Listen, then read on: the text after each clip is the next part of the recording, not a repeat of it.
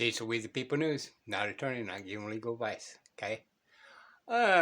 Never look straight forward. Always look around you. Be able to protect yourself by any means necessary, okay? Arm yourself with knowledge. Use that Second Amendment. And again, this is educational. Uh, Anything I say or do is just my opinion, okay? I'm hearsay. All right, this is from YouTube, Jeff Morgan. Go check his stuff out because he's really heavily involved in the Texas misjudged family court system. Okay, and we're just kind of doing a spot check of here and there with certain people, mainly because I've not been watching all the videos. But I just did a previous video about injustice, and we're having somebody on this video verify that there's injustice. And I may or may not make another one with injustice. So that being said, here in Texas, judges are not following their canons, and they're not following their own policies, their own rules, okay? And they're violating Texas law on top of violating the Constitution, okay? So let's go. Hello. I actually came today to be more support. I'm just getting my toes wet into the advocacy world and being forced into it with what's going on to my daughter and myself in Bell County, Texas. So I would like to ask for time to send y'all some written supporting documents as well to go along with my testimony today. But I'm here to back up what everybody's saying about the Texas courts having major issues with the... Oh, by the way, people, just so you know, they're doing the exact same thing as officers investigating themselves. This is judicial conduct, to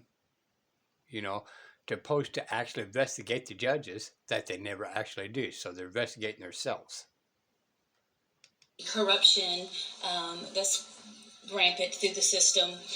The Texas state statutes and the Texas Judicial Code of Conduct has been used as toilet paper in these courts that I'm currently in.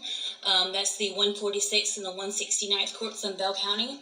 I'm not the only family this has happened to, but I refuse to back down for my daughter. They have done everything they can to get me to back down, even up to the point of the current guardian ad litem, which is a non-certified ad litem, was laughing in the halls with the defendant about their plan to financially break me and how I couldn't keep affording to fight for my daughter.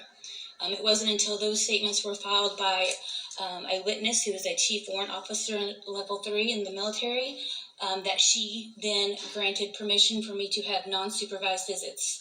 This all began in June of 2021, in 2021, when my daughter had experienced abuse from the dad and stepmom. And then that's the first time I ever went back to modified custody for her request and her safety. In June of 2022, my daughter was again attacked.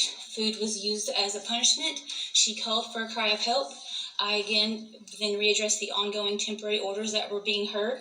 And that's when the non-certified guardian ad litem had ex parte communication with the judge. She told me not to call the police that night, though I did anyways. And then the next morning, my child was removed from my home and her father's home in an orchestrated event to then eventually place her care in the father's home. The non-certified guardian ad litem did just that. Unfortunately, with her being not certified, there's no one I can hold her accountable to that I can find. There's no certifying board. She's not a judge, so she's not an attorney. How can I hold her accountable? That is a huge issue I'm currently in, as well as all the judge and her have a long history. That being said, I would just go ahead and file a small claims court on the woman. Whatever they did, if there's any type of involvement, you needed something on the record. So put her in a small claims court. And instead of Texas, the good thing is, instead of Texas, it could go up to $18,000. So whatever she wants is done. My child has not been home since spent a night in her home since June of 2022. I have been fighting for her since then, and I will not stop. But the corruption needs an end. It's not the fact of what's happening to me, but it's the fact of what's happening to my daughter and all the kids of the future. This is for their health, their mental stability. I'm an emergency room nurse, and I see so many children coming in from distraught homes and the effects it does to them. And the child who I, of course, have wanted to protect the most from all of that is my own child. And my hands have been tied by the courts. Thank y'all. Thank you, ma'am.